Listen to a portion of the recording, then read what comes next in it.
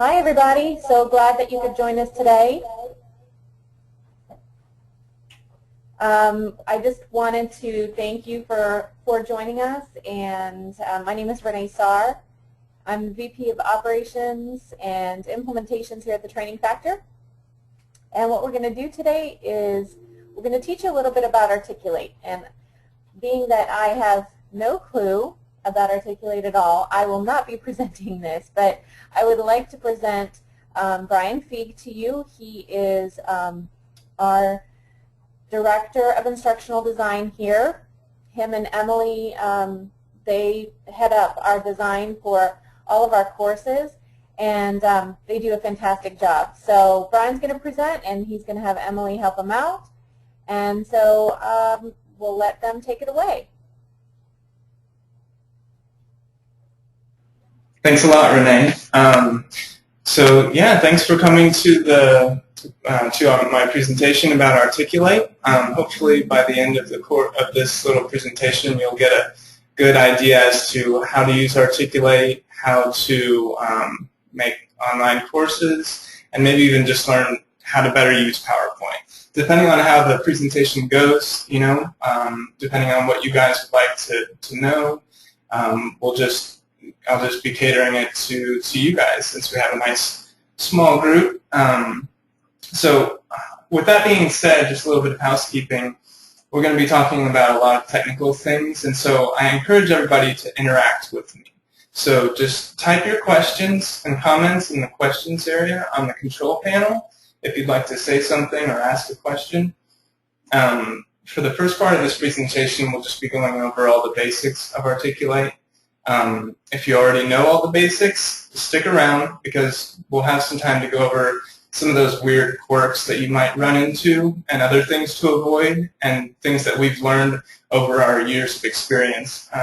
Both Emily and I have about 2 years of experience with Articulate and more with other programs since we merged from Captivate. We came over to Articulate, and we just love Articulate, and it's been working really well for us.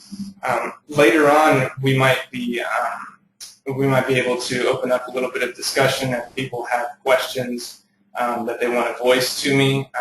If you'll raise your hand, we might be able to let you talk, and we'll get a little dialogue going. So, so let's jump right in. So first of all, about Articulate.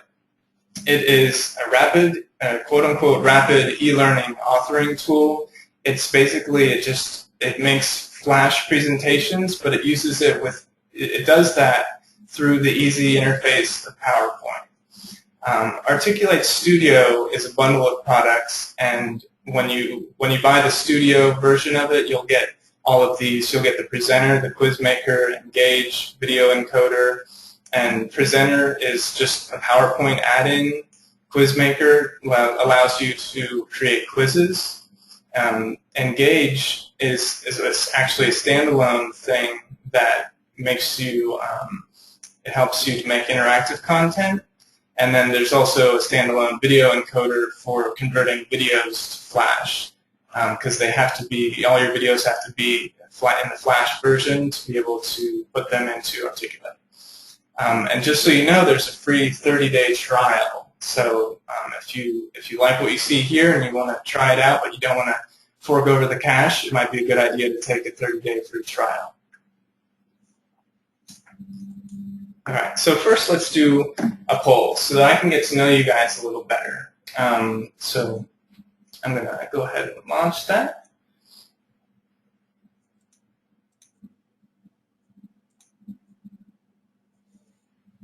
All right, so what programs have you all used before?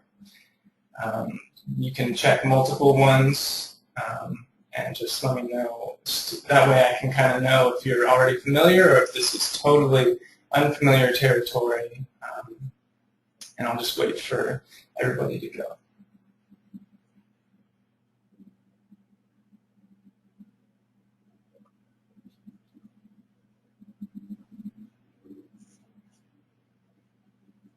All right, we're almost there. Okay. So 100%. All right, so let's share this. So let's see what we got. Everybody's used PowerPoint. Only a few people have used anybody. It looks like anybody who's used Articulate has used Engage and QuizMaker. So that's good. You're using all of the tools that come with that Studio package. And then other people have used Office products, which is no surprise. So, so that's good. Let's go on to the next one. And while I'm getting that, you can read my little quote. All right, so what version of PowerPoint do you all have on your computer? Our computers, Emily and I, we have the latest and greatest, which is 2010.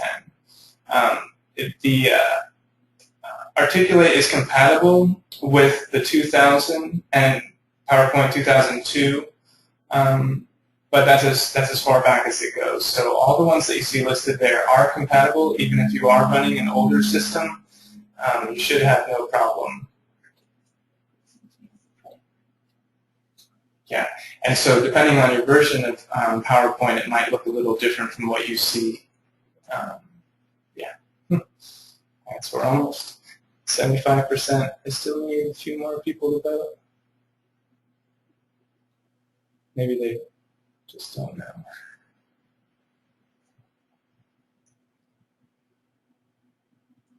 I'll give you 10 more seconds.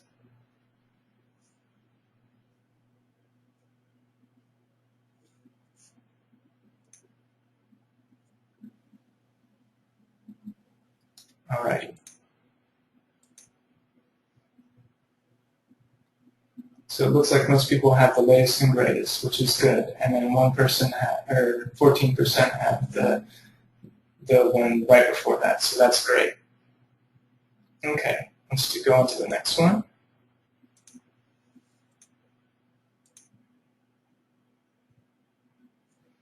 I want to know, how often do you guys use Articulate?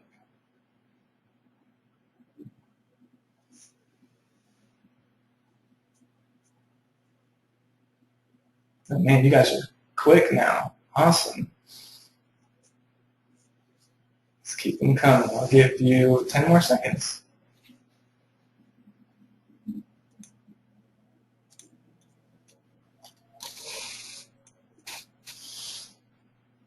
All right.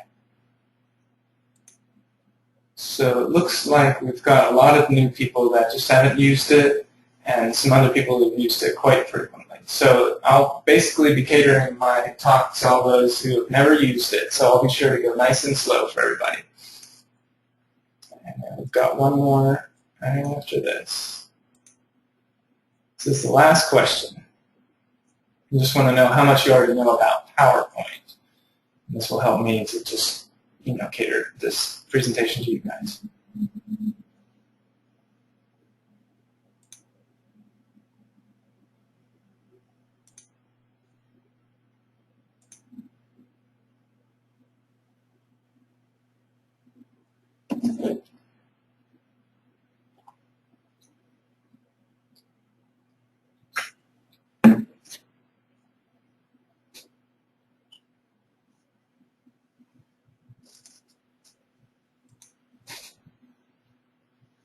Okie dokie, so it looks like more than 50% of you know the important stuff about making it, and some just know the basics. So nobody's an expert, so that's good. Maybe I won't look stupid, and that's good.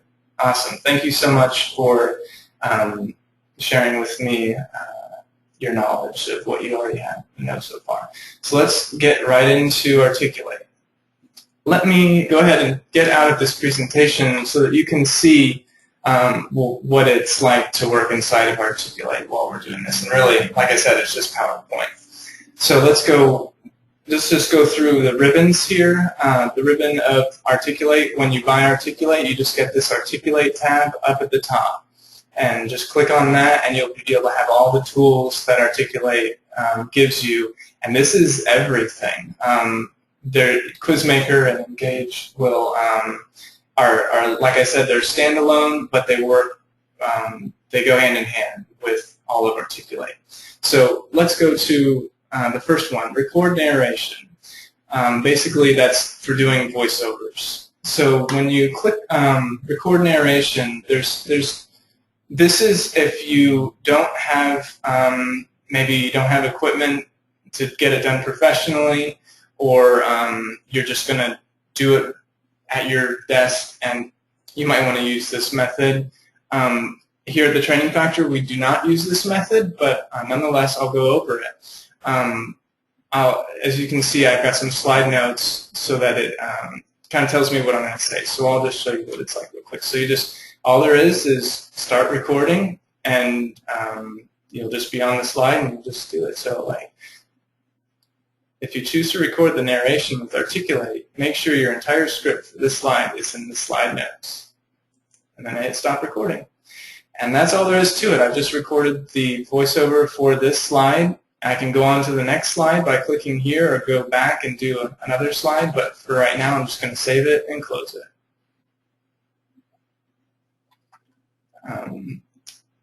Let's just keep trucking. Sync animations and import audio. That you can see they're right here. And what I'm going to do is first import some audio into this next slide. So let's go to the next slide. This is just something I took out of one of our other courses, one of the safety talks.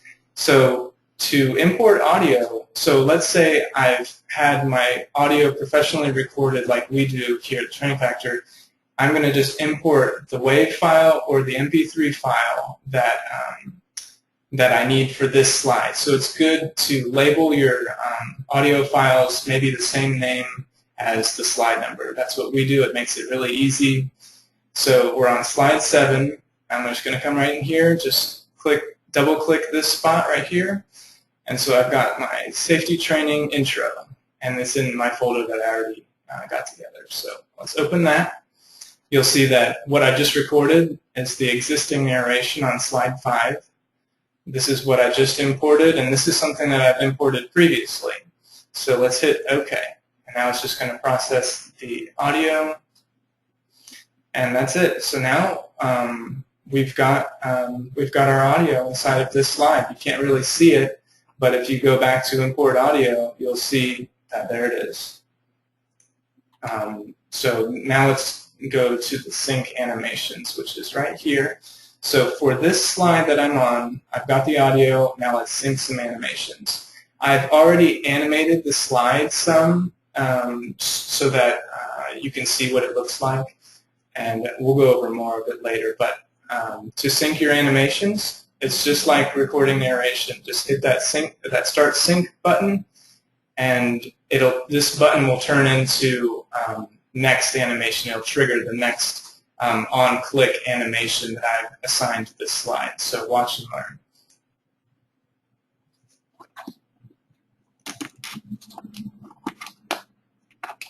Your screen to download the attached workbook for this course. At the end of this course, you will be tested on the material and must score 70% or above to pass. This course is for educational purposes only. Please consult with your supervisor and legal counsel with regard to your policies, procedures, and conduct in the workplace. At the bottom of your screen, you will see some player controls. If you need to pause the course to take notes or for any other reason, click the pause button. To go back and watch a previous slide again, click the back button. When you have completed the final exam, click the exit button only once and wait for the course to close. And then my final animation there at the out. So hopefully you're able to hear some of it. I missed my cues. I can simply do resync to get those. Basically, you just have to go through it a slide at a time and just click the next animation button to you guys got to do it right from start to finish to get it just right. And so I'm not going to resync that. It's just kind of for demonstrations, but we'll save and close that. And so I've synced my animations for that one. So let me skip over to the preview, which is right here, and then we can preview what we just saw. So all this does is it allows you to preview a slide, preview a number of slides, or preview a range of slides. So let's watch what we just did with the audio import and the sync of the animation. So let's preview just this slide. It takes a little while.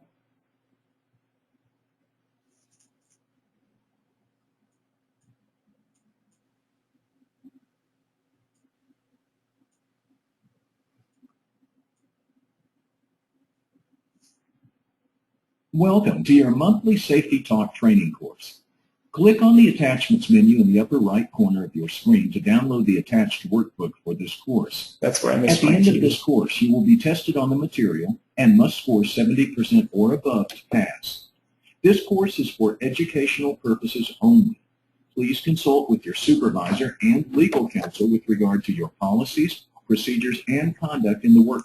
I'm just going to Click fast the forward. pause button. So there's the pause To go button that back came and watch in, a previous slide again, click the back button. and there's the back When you have button. completed the final exam, So that's what click it's the supposed to exit look button like. It's supposed to only look once. like it's been timed up, and that's really all there is to it.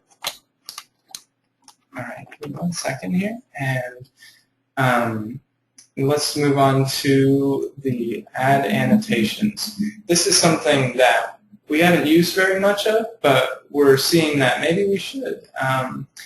All this does when you click add annotations is it basically allows you to see or to point out things. For example, you can use it adds an arrow or a check or a cross or a rectangle or a spotlight on the area that you click when you start the annotation. Let me see what I got. Yeah, I got this next one. So so let's go ahead and give it a shot, and you'll kind of see what it does. Welcome to your monthly Safety Talk training course. Click on the Attachments menu in the upper right corner of your screen to download the attached workbook for this course. At the end of this course, you will be tested on the material and must score 70% or above to pass. This course is for educational purposes only. Please consult with your supervisor and legal counsel with regard to your policies, procedures, and conduct in the workplace. At the bottom of your screen, you will see some player controls. If you need to pause the course to take notes or for any other reason, click the pause button. To go back and watch a previous slide again, click the back button. When you have completed the final exam, click the exit button only once and wait for the course to close. And that's it. So if you'll notice what I did was I added some arrows. I didn't choose the right direction for one of them, but you can choose any of them to add an arrow, and you saw that they all stay. That's what this button does. It just basically, they all, as many times as I click, there will be that many arrows on the screen. If I click this, it'll just show one arrow at a time. So I'll just go back a slide, and I'll show you what that looks like. If I were to start annotation, I would click here, say, oh, there's that button there. If I were to click this one and start the annotation, they would all stay on, basically. And that's really all there is to it. We'll save and close that. Like I said, we don't use this very often because we find that we can typically just add our own objects and animations to make them more perfect. Because I was having to guess with where my buttons were at the bottom, because you'll notice I can't actually see the player control buttons. But if we were to just make a note of where it is, we can have an animation just come in on that spot, and we know it'll be perfect. Welcome to your monthly Safety Talk training So course. anyway, you'll see that my arrow share showed up right there. That's basically all there is to it. The player controls are right here. So let's close out that. All right, and let's move on to the audio editor. This little guy is another one of those things that we just don't use very often because we get our audio recorded professionally. So it's pretty much, we tell them exactly what we want on each slide, and it's pretty much perfect, and we don't have to mess with it. If we need to resync our audio, we just go back in and resync our audio. But what the audio editor allows you to do is more or less all of those things. You can import your audio, you can add silence, you can adjust the volume, you can even edit your animation points. So all of these are, there's the bent up arrow that you saw. If I was a little off, I could say, I could just move it to here. If I listen to it, I can kind of time it like that. But you have to sync it first in order to get these points on there. So it's really, it's not super necessary, and we've actually kind of gotten a bad taste in our mouth because sometimes when we would edit our audios in here, it went haywire, and we would like lose everything, all our like changes for our audio. I don't remember what it was, but it was bad. And so we're just like, let's not use that anymore. So, but just keep in mind, if you want to, you can import your audio here, and you can try to edit it. Maybe they fix the bugs in it, but we don't really need that right now. So, all right, the next one I'd like to cover is attachments. This is this button right here. I don't know if you noticed in our previews prior, I mentioned in the attachments area, and all that is it's like attaching an attachment to your email. You can attach basically anything. What we use is the link type rather than the file. So I suppose you could just attach a file to the presentation and they could download it, but we like to have everything be a link so that if we need to change, for example, our workbook, we can just, so we would type in workbook and we leave it link, and we would upload our PDF for whatever course it is. And so, for example, I'll just use one from our last safety talk that I made. So now I have a link to the PDF file, and so when we hit OK, when we preview, we will see that there's now an item in our attachments area that you can click on to access the workbook. If there was nothing in there and you had the attachments still shown, and I'll get to that later, there wouldn't be any items. But we've got workbook here. I click on that, and what happens is it would pull up. Give me a second. It would pull up that attachment. So now I can see the course workbook, and that's really all there is to attachments. Let's keep going. Flash movies. It's really cool that you can add videos. You can add SWF, like .swf files, or .flv files, which are videos. I've got one ready already. So all there is to it is clicking this Flash movie. When you're on the slide that you want to put the movie, click Flash movie. Then go to navigate to your file that you want to use. So here's how to use the camera. Click Open. Then there's some options. How do you want this video to display? You can display it in the slide. That's what we normally do. You can display it in the presenter panel, which is basically a sidebar area, and we'll show you that later. Or you can display it in a new browser window. So if you wanted, when the slide came up with this video, it would just pop up in a pop-up window, basically. Then you have some options. How should this video behave? You would just move to the next slide when the video is done. If you want the user to be able to play it again, you might just want to have it so that when user clicks next, you can have it be that, like that. And synchronize it. That's just a matter of how you want it to do. Usually these are the settings we have. Automatically move on when it's done, and synchronize slide and movie. So now I have got this video placeholder here, and this is basically my video. It's just a placeholder, but if I move it around, that's where the video will appear. So I'll just center it up, and when you, we'll just do a quick preview. You'll get to see that the video will just start playing, and you can actually pause it, and it's really good. So there it is. And I can pause it, and it's super great. So what I was talking about with the presenter panel, you can have this same video show up in this area here if you want it like that. Typically, if we're showing a video, we want it to be as big as possible, so we put it right in the middle. All right, there's my slide for putting the video. Oh. So let's move on to learning games. Learning games, you just click on this button right here, and this basically gives you only a few options for making some interactions. There's basically a choices game where it's like a quiz.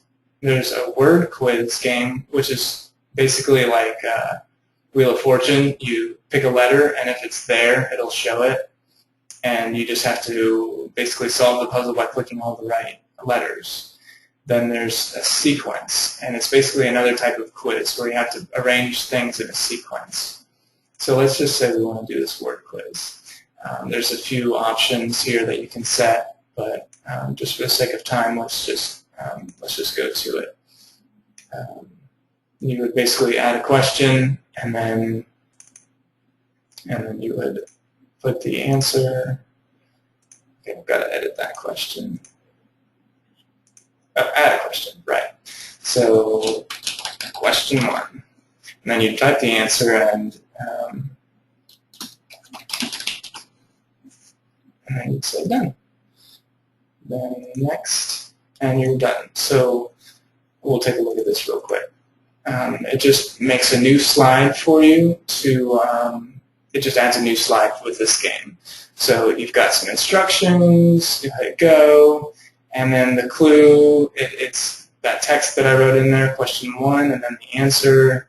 If you click on it, the correct thing, so like if A and B is not there, but this is it. Correct. Click to continue, and it gives you a score. So it's kind of a neat little thing to reiterate what you're talking about. We don't use them all the time, but they're good to have. All right, web object. This is a neat little feature that basically allows you to embed a web page onto your slide.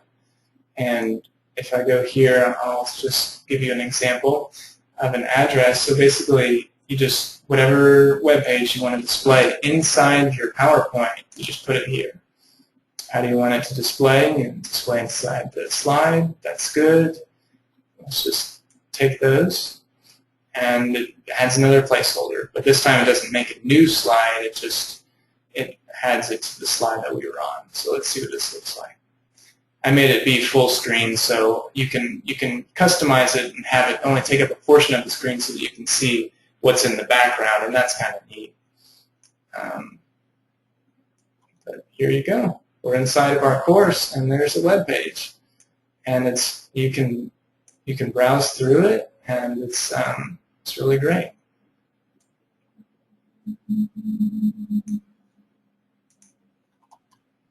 All right, so on to engage interactions.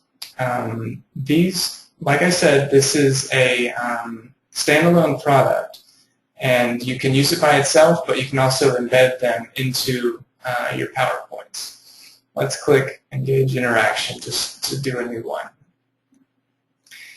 And it pulls up this little menu here. And we can add an existing one. If I were to just open Engage by itself, which I'm going to do here, or I'll just create a new one. You can basically pull in one that you've already created, or you can create a new one. So let's create a new one since I don't have one ready.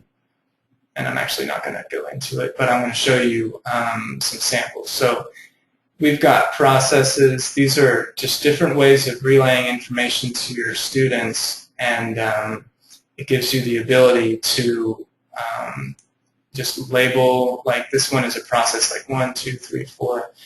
I'll just actually just do these samples here. I'll show you. This will be much better.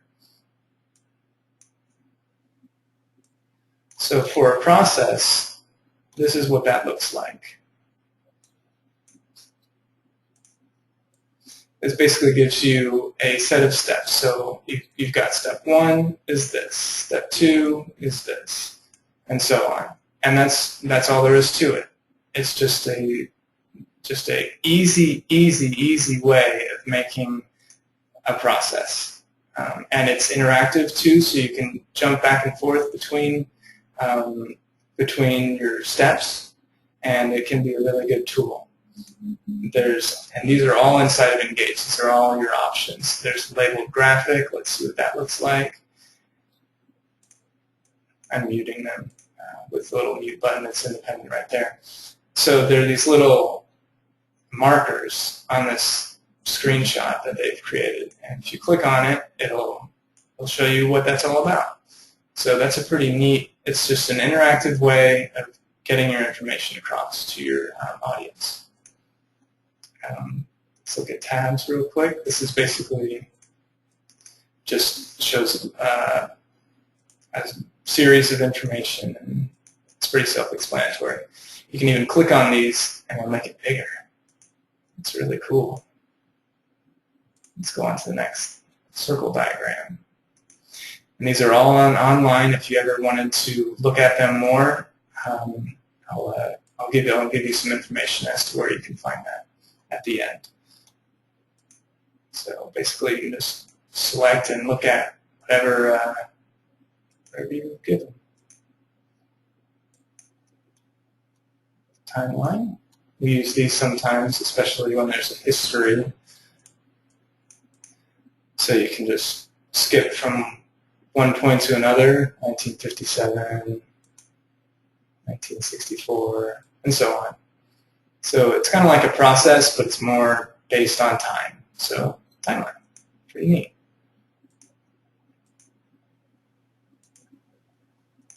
And media tour is basically good for when you have pictures or videos that you want to just show up close.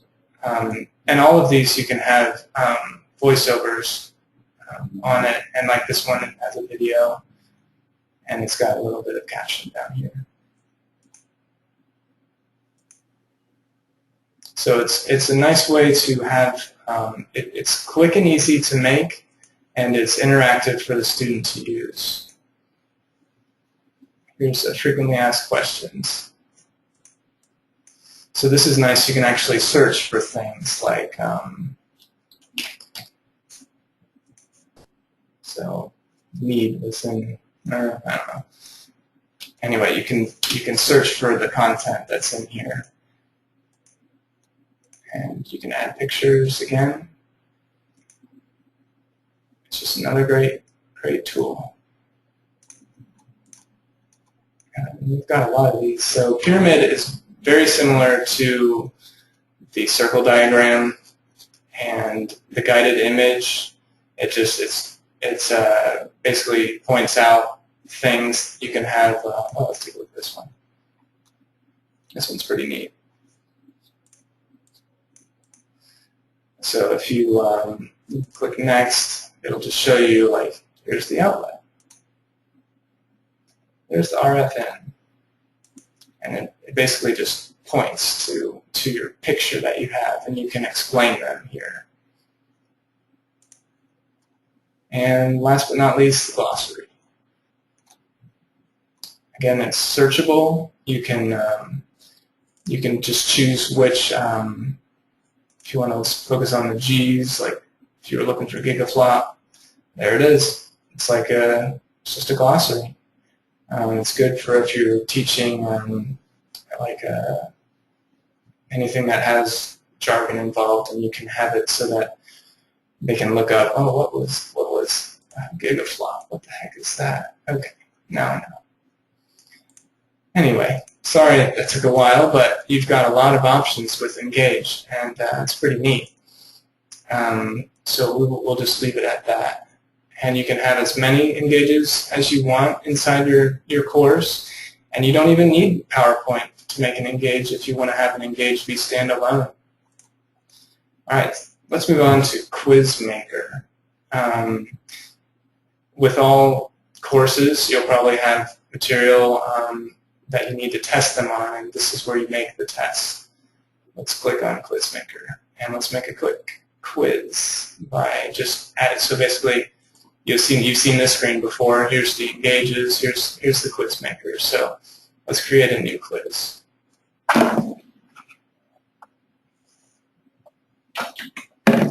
Let's call it quiz 1. And this is a graded quiz. So there are right and wrong answers. Otherwise, if it was just for opinions, you would use the survey style.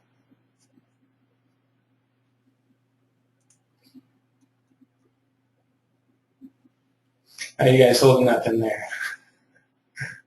There's a lot to take in, I know, but we'll get to questions soon. Let's see, where did my quiz maker go? There it is. It's coming up. So it's basically like another PowerPoint interface. You've got a ribbon at the top with all your different options for making this quiz. So let's start by making a graded question. You've got all these different types of questions that you can have: true, false, multiple choice, multiple response, and we'll do a multiple choice right now. There's even drag and drop, and it's really fun to mess around with. You can do a lot inside of QuizMaker. Let's do a multiple choice.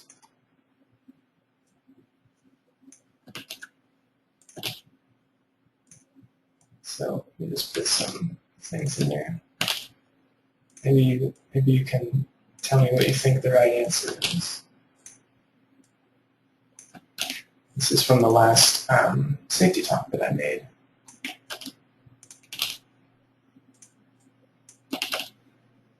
So who thinks they know what the answer is? I'll tell you. It is all of the above. So let's put a check next to the correct answer.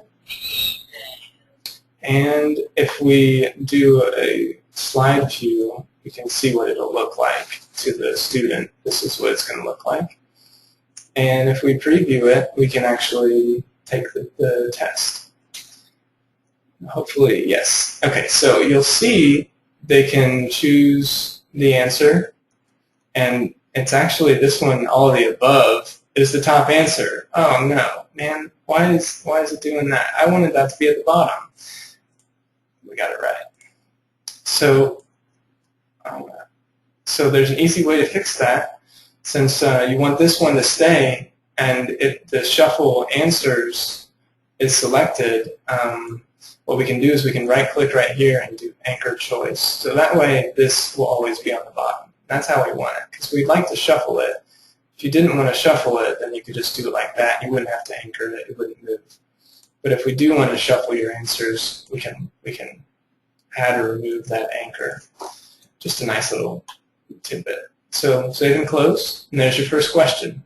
You can do more questions by just clicking on this. And there's just a lot of, I don't think we'll have enough time to go through much more of this, but if you guys want me to focus on QuizMaker after I get through, we can talk more about it. So let's just save and close this. Next we'll be going to the player templates. Let's give it just a second.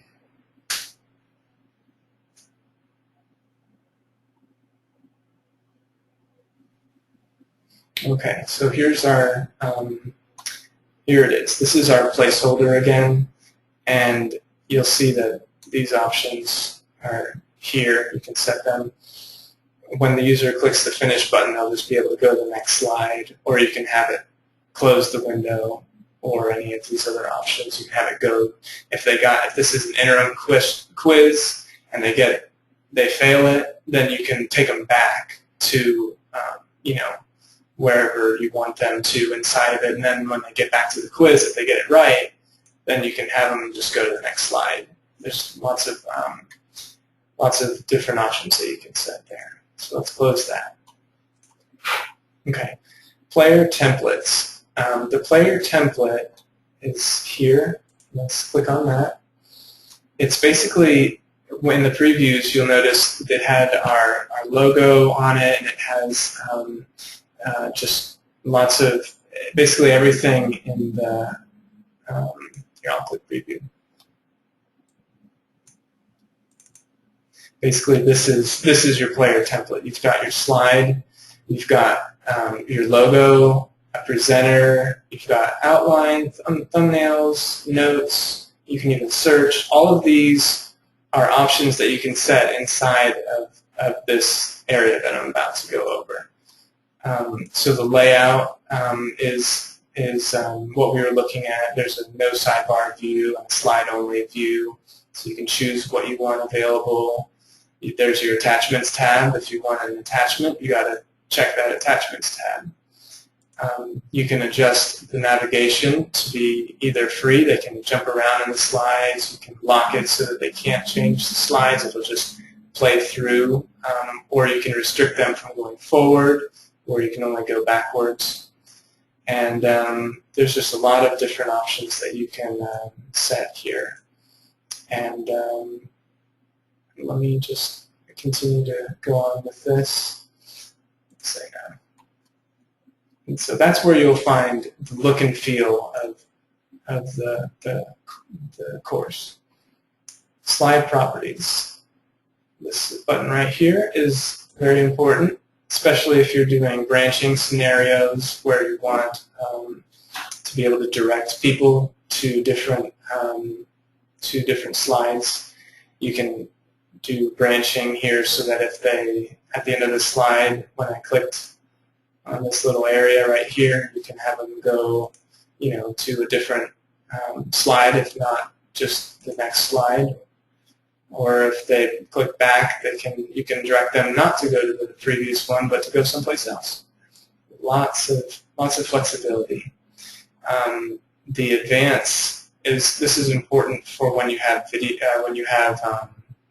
buttons. You can make it so that it's by user or automatically. And if there's voiceover and you're just going from slide to slide to slide, automatic is what you want. But if you want to add a little interaction without using an engage or a quiz, you can make it so that it's advanced by user. So maybe you can put a button on your slide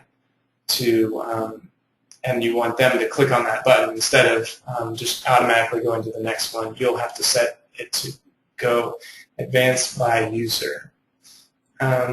So let's not save that. Here's an example. So here's those buttons I was talking to you about. I've got a go back to the beginning button and a keep going button. All I do is make let's go to the home tab. Actually, I'm just going to cheat. I've got my own tab. You can add a hyperlink, which is a PowerPoint function. You can add an action to hyperlink to a slide. So since this is the go back to the beginning slide, we can choose to go back to slide 2. So slide 2, that's what I've got selected. And this one, we can do edit hyperlink, and the hyperlink is to slide 25, which is the next slide. So it's like a next button. And in order to make it so that it doesn't advance automatically, I would go to the slide properties and change it to be advanced by user. That's the important thing. All right. Presentation options. We've got more options. We've got, if you'll notice, you have a logo on your player template. You load your logos in here, so you can have a bank of logos. Since we're just the training factor, that's all we need. You can actually have the course be presented by somebody, in essence, by adding a profile, like a name, title, email, bio. You can add a picture, so that it kind of personalizes who made the course, and if you wanted to contact them, you can add like their email. That's what we need. Playlists is for if you want music to be playing throughout your course, which is pretty cool. I don't know, we've used it a little bit, but not typically for our courses. Quality is just a technical thing if you want to make it optimized for web or CD-ROM delivery. We typically do the custom, so we have it lossy, image compression, 75%, and then this audio bit rate we set pretty high. If you were to put it at like web, it would be like 24 kilobits per second, which is like really bad quality. We want our stuff to be high quality, so we put 96 kilobits per second. Publish settings here, just more settings. You can just go through that. This is a good one to check. Update your QuizMaker quizzes and engage interactions before publishing. That just makes sure that you have, if you edit them outside of the course, because it's a standalone product, and you change it and it doesn't update automatically, it won't change. Those changes that you made to the QuizMaker might not show up. So make sure to click on that. And then other. It's just more options that we don't have time for. All right. We're almost there. Help and support. This is where you can find support online. This is a great place that just took me to this page right here. It's just a wealth of knowledge. If you ever have problems, just go to that Help and Support tab and click on Articulate Support Online. Also, just so you know, you're able to deactivate your presenter if you were wanting to move Articulate to another computer. You could deactivate this one and activate it in another one, because they only allow you, I think, 2 activated copies with the same serial number. So if you wanted to change your computer, this is what you want to do. Deactivate it first and then activate it in the other one. Just a little helpful tip. Anyway, all right, and finally, to publish. Once you've created your course, it looks good, you've previewed it all the way through, it's time to basically output it, to publish it. Click on Publish. I love the day when I can press Publish.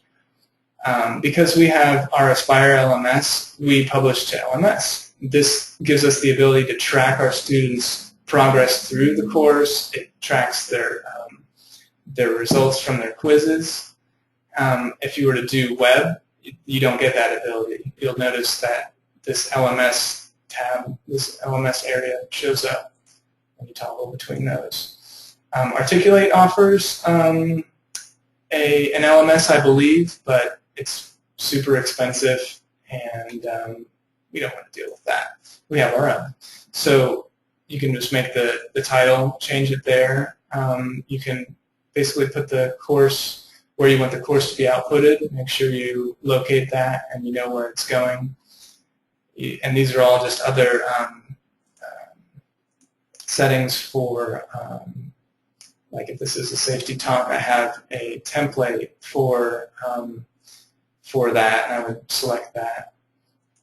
Anyway, I don't think anybody's got an LMS in here, so I won't get into the reporting and tracking options that you have. So let's cancel that. All right. So I'm done talking for now. I want to hear from you guys. What do you have any questions for me? Let me know by either writing them in the chat. I see I've got one already. Is Articulate available for Mac? Let me check. I believe that's a no. Let's go to Help and Support. Let's go to Support Online, and let's look it up. There is a, let's go to, where is it? System requirements. Okay, so it looks like it's not compatible for Mac. Macintosh, viewing content. You can view content that you publish with Articulate on a Mac or even Linux, but it doesn't look like you can do it. You can, yeah. Sorry Mac users, not possible. You could do Boot Camp or other Parallels or something like that and have Windows running in the background. Anybody else have any questions?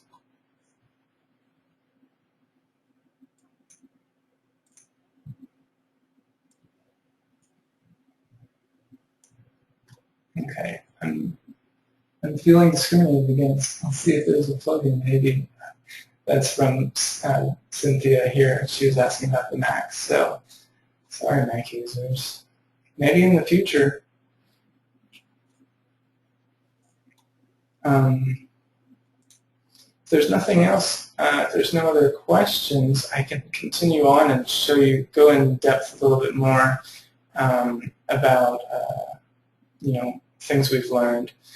Let me first point out the Finding Help Online like I showed you, there's if you were to basically just go here, that's a really good place. They have what's called e-learning heroes, and it's like a community of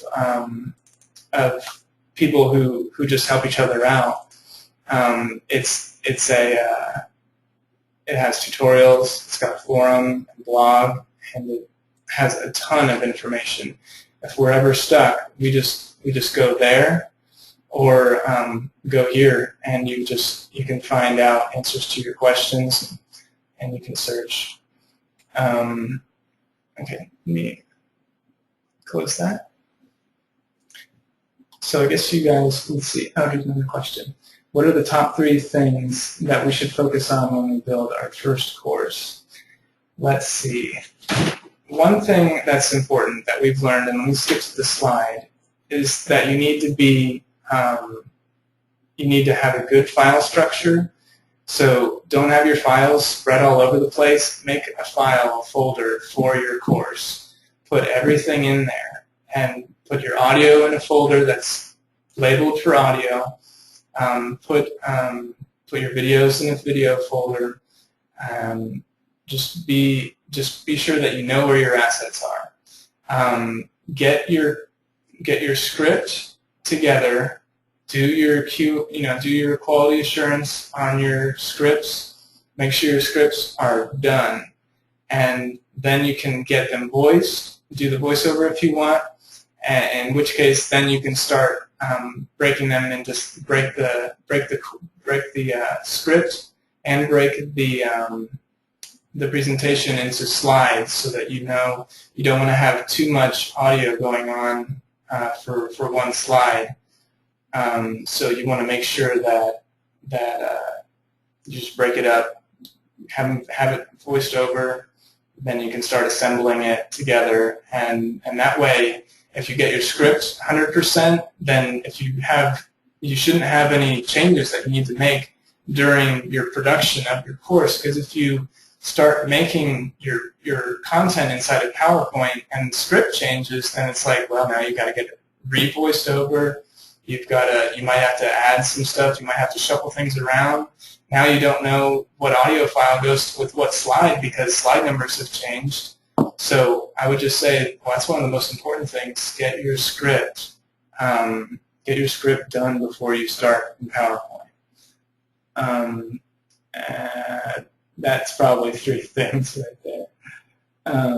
Cynthia says, file structure by course or file type.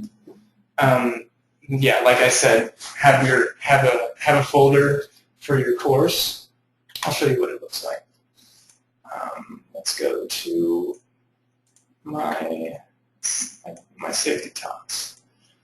So here's my file structure for my safety talks. So I've got asbestos. I've got all my safety talks here.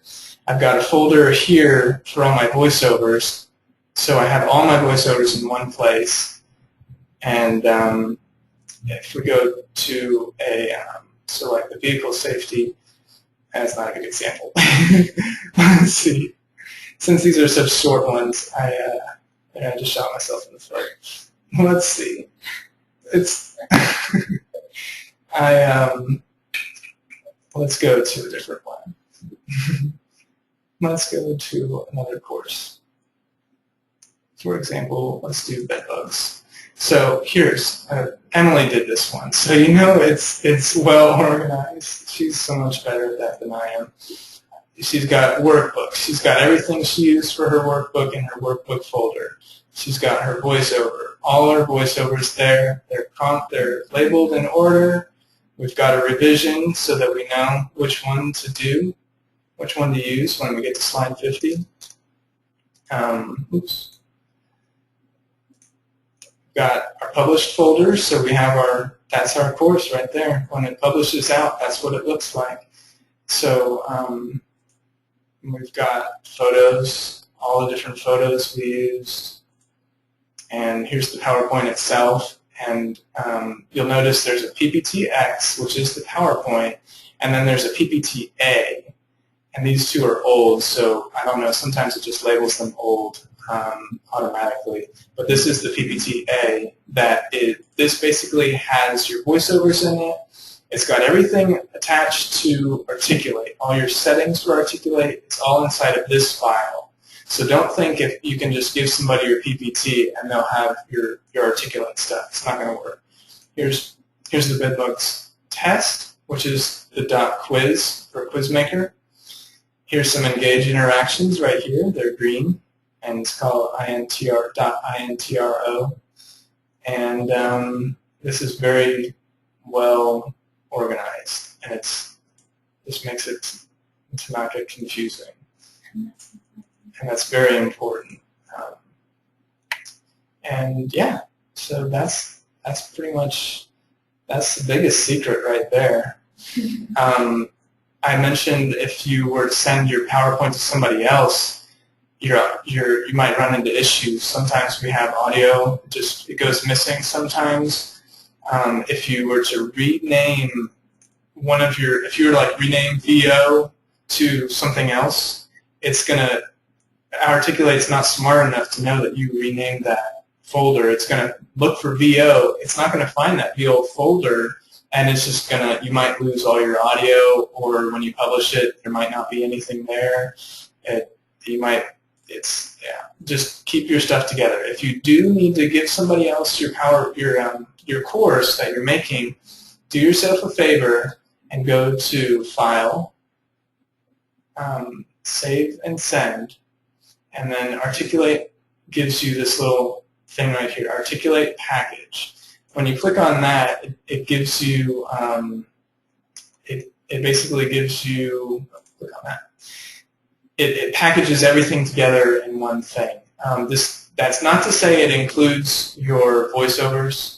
I believe since your images are embedded inside your PowerPoint, you'll have your images. It will package together your engages, your quizzes, everything like that. And then you just click Create Package, and then you can send that package, which will come out as a zip file. They'll be able to take over the project from there. Let's look at some of these other quirks that we know about. We've learned the hard way that you should try to avoid. When you publish, you can't copy and paste. It's just something that Articulate uses. It was engineered like that. Don't publish to a network drive if you have a network drive. Don't have other PowerPoints open. And then if you make the presentation too long or with too many large photos that weren't sampled down before they were imported, it might take a long time and it might not even publish at all. I see that I've pretty much used up all my time. Let me look at this slide real quick. So yeah, animations, don't forget to sync your animations. You'll find out when you publish it if you've missed your animations. It'll be all out of sync, and you'll get, oops, forgot to do that. And that's about it. Slide notes, like I said, they help you with timing and narration, and it's also in your side panel. Let's open up this real quick, the published version of the bedbugs. I'm not going to play you the audio, but you'll get the idea.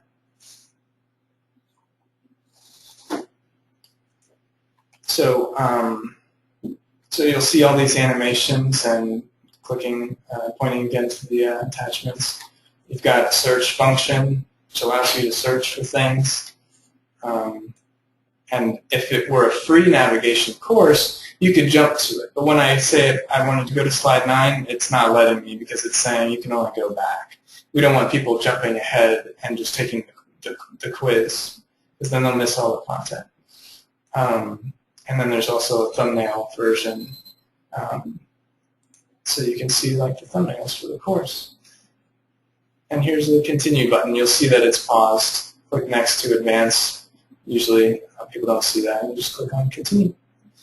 And it moves on like that, and it's great. Hopefully everybody learned a lot, and And basically out of time now. I think I got through everything I needed to. And if you have any questions, just Google it, or you can ask us. And yeah, thank you so much. And we'll look forward to seeing you at the next webinar, which is next month. Bye, everyone.